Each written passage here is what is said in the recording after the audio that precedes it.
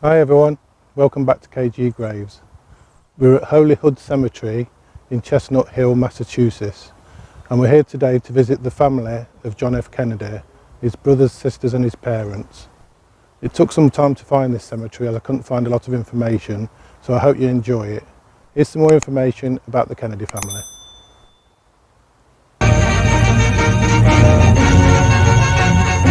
A new ambassador to Britain, Mr. Joseph Kennedy. GB News interviewed him on his arrival at the American Embassy. Just arrived in England after a very pleasant trip.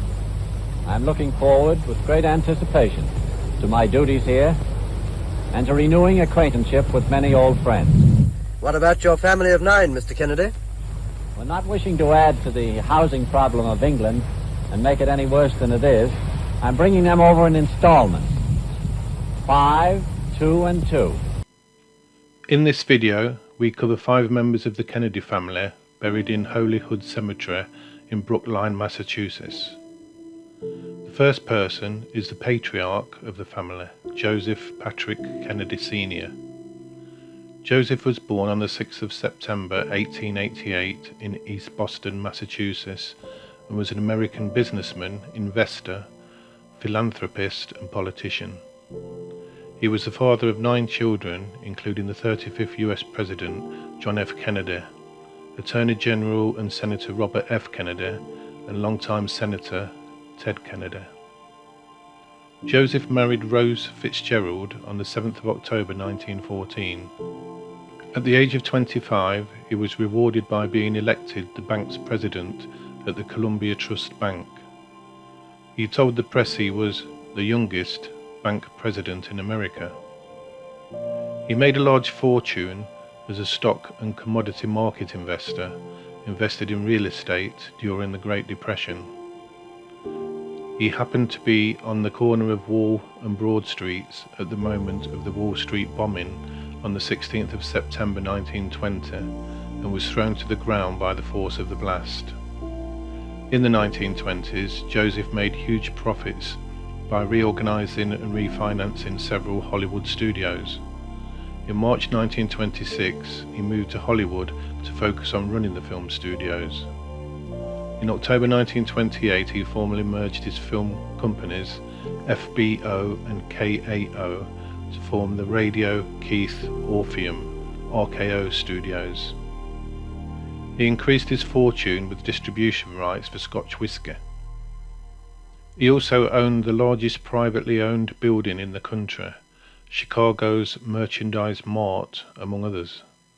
In 1929, Joseph's fortune was estimated to be $4 million. By 1935, his wealth had increased to $180 million. In 1936, Franklin D. Roosevelt sought his help on the campaign, and Joseph responded with his book, I'm for Roosevelt, which he had published and made sure it was widely distributed. Joseph served as the United States ambassador to the United Kingdom from 1938 to 1940. With the outbreak of World War II in September 1939, he was pessimistic about Britain's ability to survive attacks from Nazi Germany. Joseph and his family retreated to the countryside during the bombings of London by German aircraft during the war. In doing so, he damaged his reputation with the British and developed a reputation as a defeatist. During the Battle of Britain in November 1940, he publicly suggested, "Democracy is finished in England. It may be here in the United States," he stated in the 10th of November edition of the Boston Sunday Globe.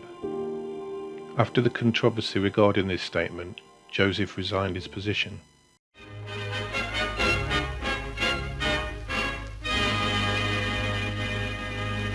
I am returning to Washington to report to the President.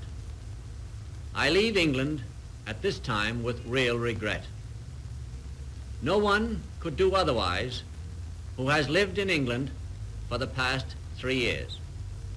They've been full years, years that have seen history made in your country and in mine. I'm grateful for this opportunity to speak to you. It's been a tough 2 months. Throughout the rest of the war, relations between Joseph and the Roosevelt administration remained tense, especially when Joe Jr., a Massachusetts delegate at the 1940 Democratic National Convention, vocally opposed President Roosevelt's unprecedented nomination for a third term, which began in 1941. Joseph may have wanted to run for president himself in 1940 or later. Having effectively removed himself from the national stage, he sat out World War II on the sidelines. During his later life, he was heavily involved in the political careers of his sons, and used his wealth and connections to build a national network of supporters for them. Although his own ambitions to achieve the US presidency were thwarted, he held out great hope for his eldest son, Joseph Kennedy Jr., to seek the presidency. However, Joe Jr., who had become a US Navy bomber pilot, was killed over the English Channel in August 1944 while undertaking Operation Anvil. After grieving over his dead son, Joe Sr. turned his attention to his second son, John, to run for political office.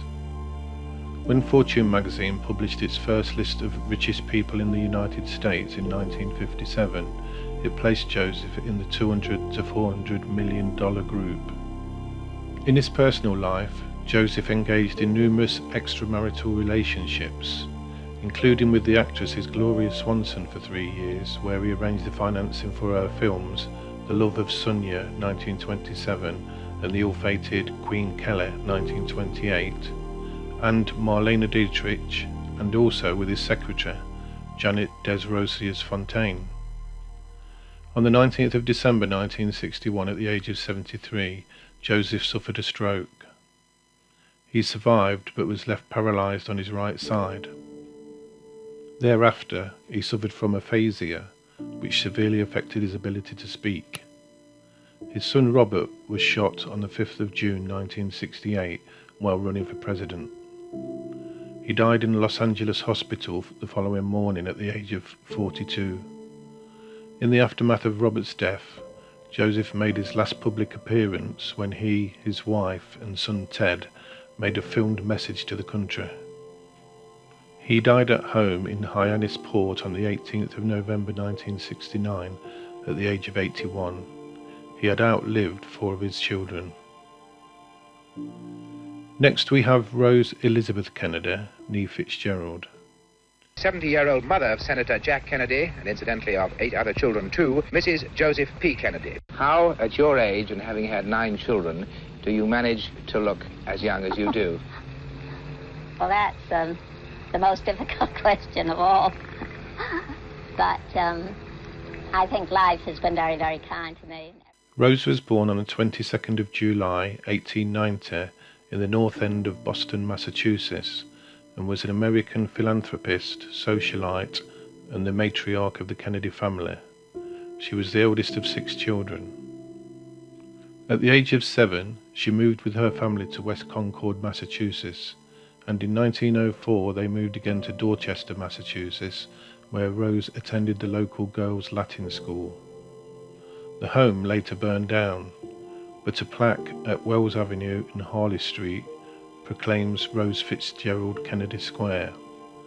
The plaque was dedicated by her son, US Senator Ted Kennedy, on her 102nd birthday in July 1992. Rose graduated from the Dorchester High School in 1906.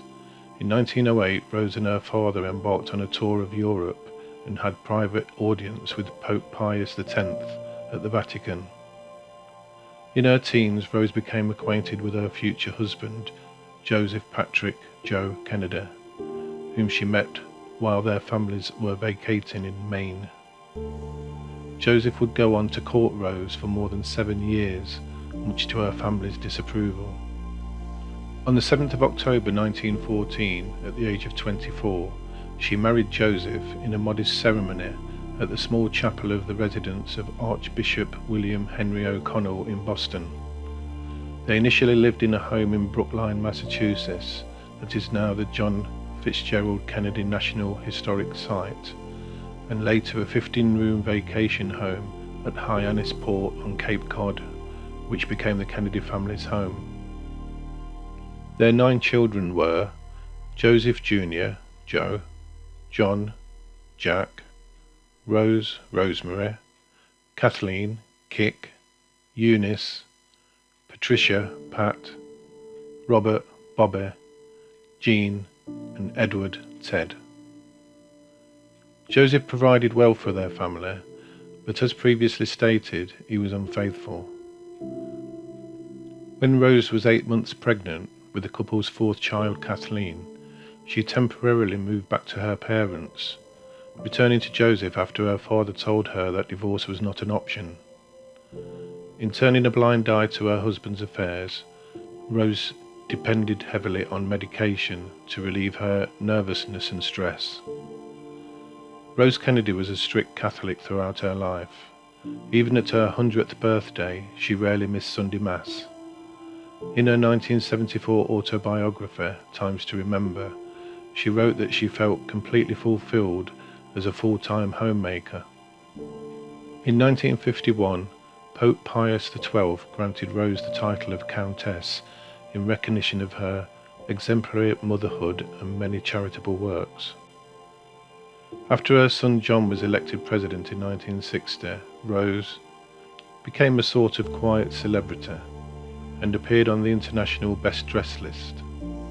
Most of her social activities consisted of involvement in charities and women's groups. She also took brisk ocean swims outside her Cape Cod house. After suffering a stroke in 1984, she used a wheelchair for the remaining 11 years of her life and was cared for by private nurses and staff. She turned 100 years old on the 22nd of July 1990.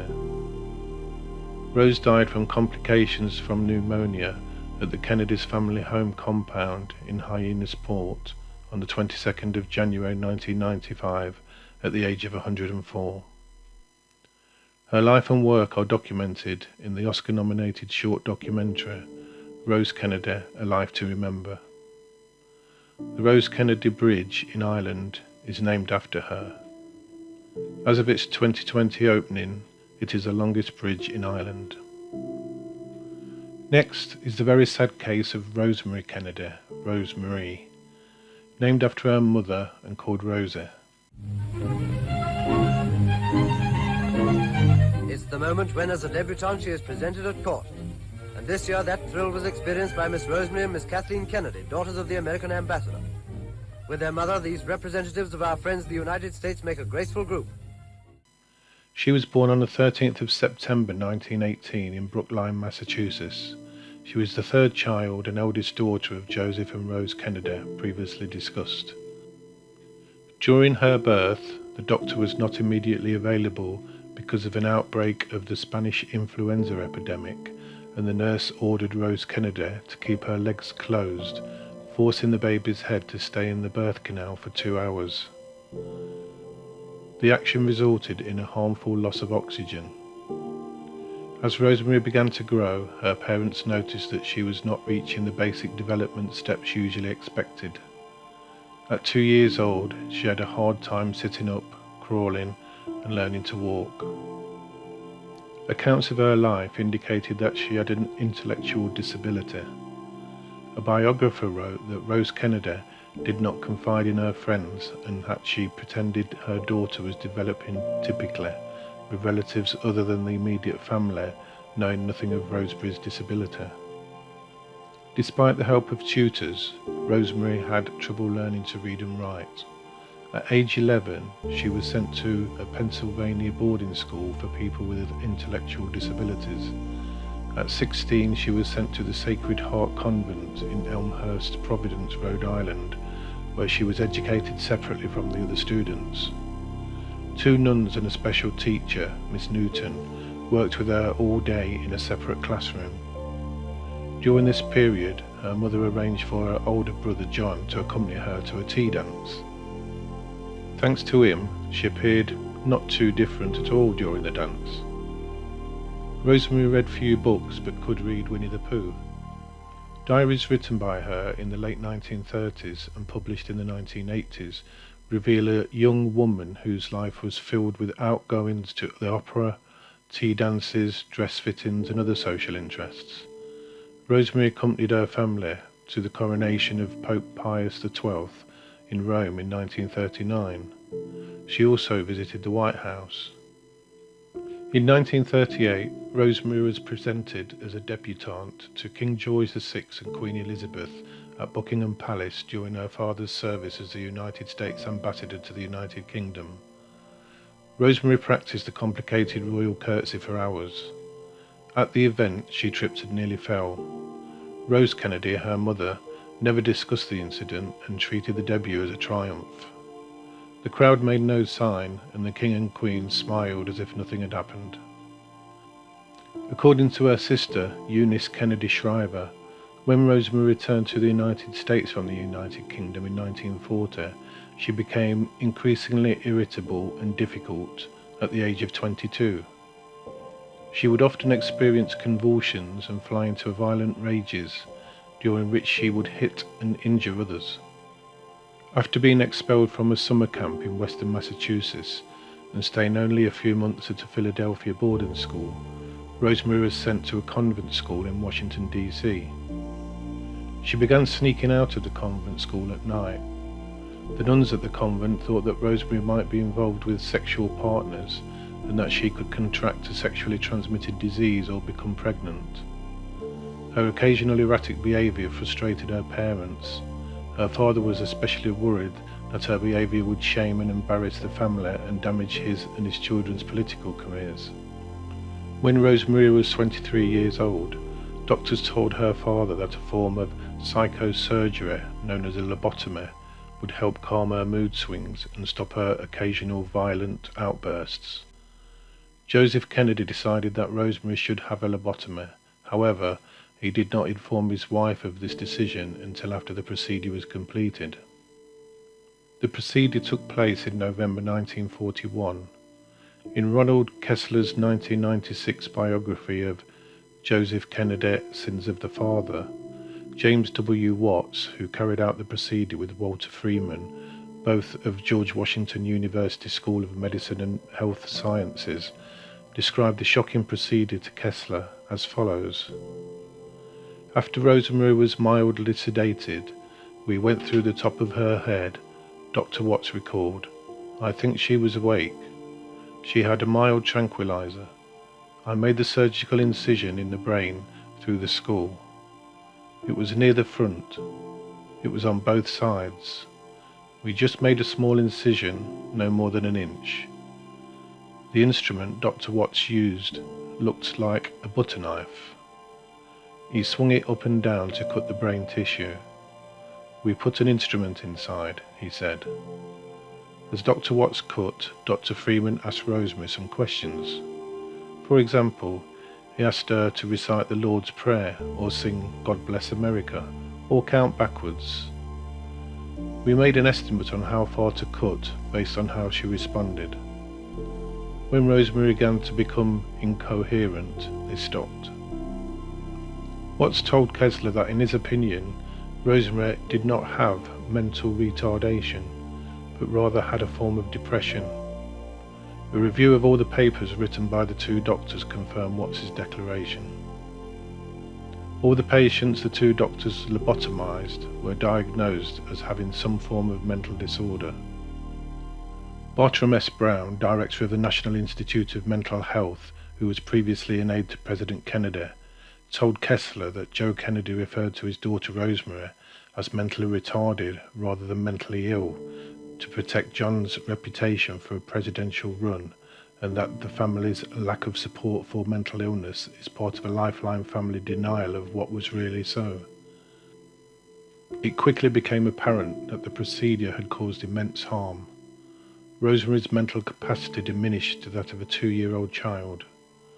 She could not walk or speak intelligibly and was incontinent. After the lobotomy, Rosemary was immediately institutionalized. She initially lived for several years at Craig House, a private psychiatric hospital 90 minutes north of New York City. In 1949, she was relocated to Jefferson, Wisconsin, where she lived for the rest of her life on the grounds of the St. Coletta School for Exceptional Children, formerly known as St. Coletta Institute for Backward Youth. Her father Joseph travelled to and built a private house for her a mile outside St. Coletta's main campus near Alverno House, which was designed for adults who needed lifelong care. The nuns called the house the Kennedy Cottage. Two Catholic nuns, Sister Margaret Ann and Sister Leona, provided her care along with a student and a woman who worked on ceramics with Rosemary 3 nights a week. She had a car that could be used to take her for rides and a dog which she could take on walks. In response to her condition, her parents separated her from the family.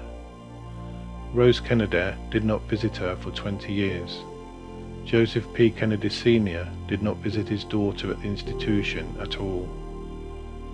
In Rosemary, the Hidden Kennedy Daughter, author Kate Clifford Larson stated that her lobotomy was hidden from the family for 20 years. None of her siblings knew of her whereabouts.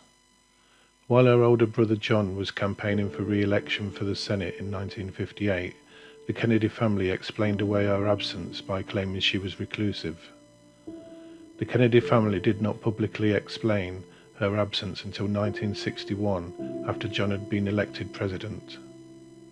The Kennedys did not reveal that she was institutionalized because of a failed lobotomy, but instead said that she was deemed mentally retarded.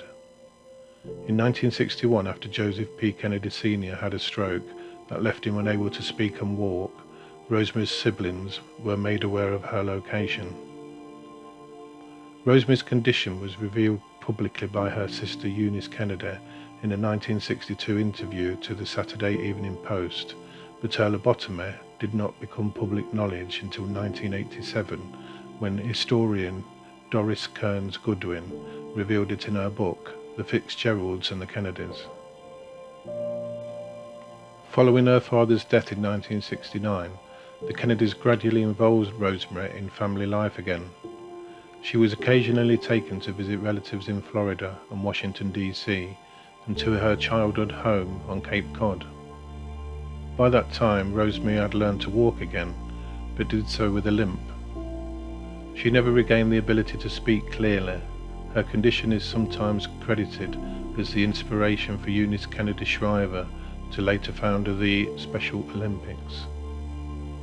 Rosemary died from natural causes on the 7th of January 2005, aged 86, at the Forum Atkinson Memorial Hospital in Fort Atkinson, Wisconsin. Her siblings, sisters Jean, Eunice and Patricia, and brother Ted were by her side. I think this is such a very sad story. How could Rosemary's parents abandon her for 20 years? Let me know what you think in the comments below. Next is David Anthony Kennedy. David was born on the 15th of June 1955 in Washington, D.C. Today, David Kennedy, found dead in a Palm Beach, Florida hotel room. Although Kennedy had a history of drug abuse, police would not positively confirm that caused his death. They would say only there was no sign of foul play. The drug problem of Ethel and Robert's fourth child dates back at least to 1979, when police say Kennedy frequented a drug connection in Harlem. At the time, friends of the Harvard student called Kennedy one of the walking wounded, saying young David admitted to a heroin addiction. That's a habit David shared with his older brother Robert, who's now on probation after a recent heroin possession conviction. It's also a problem the family tried to deal with by hiring private live-in drug counselors, though in this case to no avail. Today, a phone call by the mother of Robert Kennedy's 11 children prompted the search of her son's hotel room. This morning, in that room just after 11:30, David Kennedy was pronounced dead.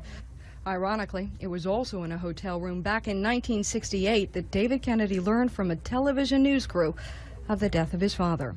He was the fourth of 11 children born to Senator Robert F. Kennedy. In 1967, his father decided to run on the Democratic ticket to be president in the 1968 elections, and David was there to help his father in the primaries. On the 5th of June 1968, just after his father had won the California primary, 13-year-old David was watching television in his hotel room when he witnessed his father's assassination at the hands of Sirhan Bishara Sirhan, a Palestinian Jordanian man. Of all the children, David apparently took his father's death the hardest, which left him emotionally scarred. At Christmas 1968, he wrote his mother, "There will be no more football with Daddy, no more swimming with him, no more riding and no more camping with him.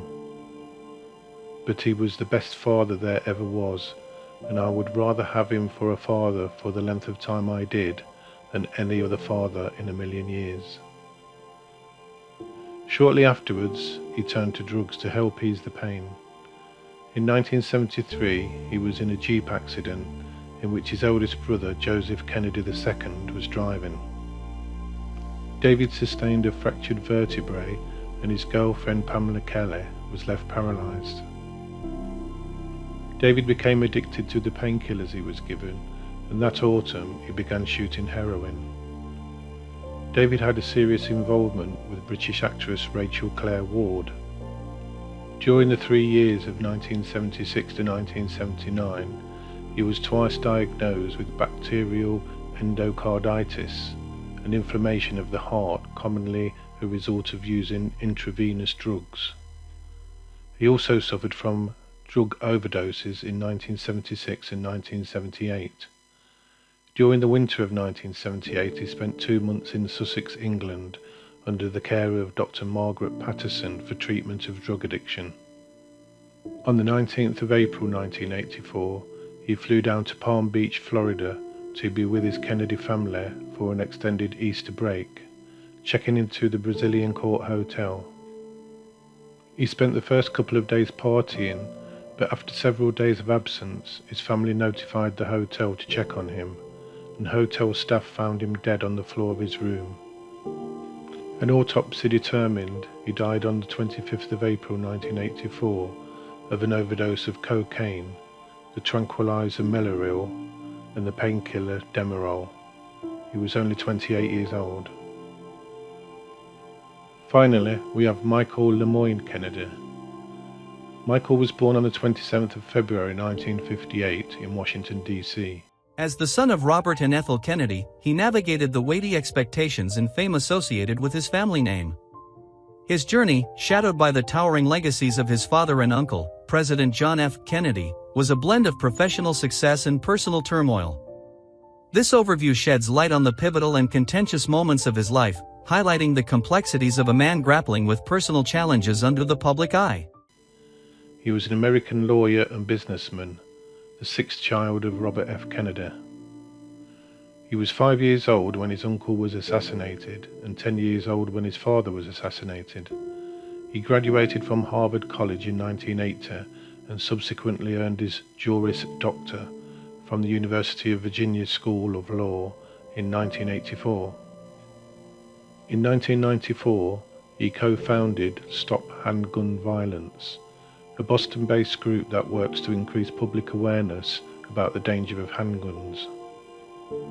That same year, he helped organize his uncle Ted Kennedy's successful re-election campaign for the US Senate against Republican challenger Mitt Romney.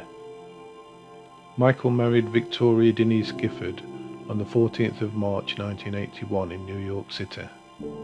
They had one son, Michael LeMoyne Kennedy Jr., born on the 9th of January 1983, and two daughters, Kyle Frances Kennedy, born on the 6th of July 1984, and Rory Gifford Kennedy, born on the 14th of October 1987. In 1997, allegations were reported that Michael was having an affair with the family's underage former babysitter, beginning when she was just 14 years old. He took and passed 3 polygraph tests arranged by his attorneys, claiming he had not had sex with the teen until she was 16, the legal age of consent in Massachusetts at the time. Soon after the scandal began, Michael and his wife separated. Attorney Jeffrey Locke decided to drop the investigation into statutory rape allegations because of a lack of cooperation from the babysitter. Michael died on the 31st of December 1997 as a result of a skiing accident in Aspen Mountain, Colorado. He was playing football while on skis with several other members of the Kennedy family when, at approximately 4:15 p.m., he hit a tree. He was not wearing a helmet or other safety equipment. The family had been warned by the ski patrol to cease the activity. After the accident, Michael was taken to Aspen Valley Hospital, where he was pronounced dead at 5:50 p.m. Let's see where their graves are located.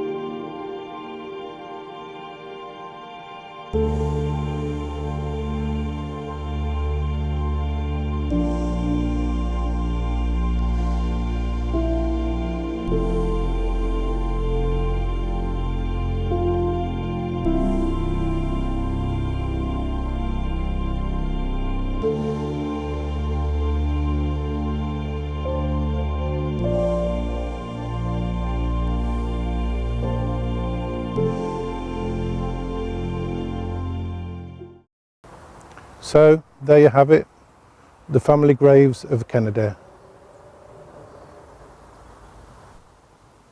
Hope you enjoyed the video. See you on the next one.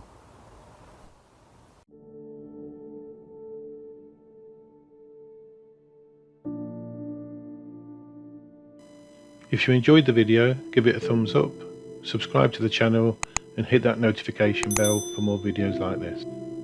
Please leave a comment below and I'll get back to you.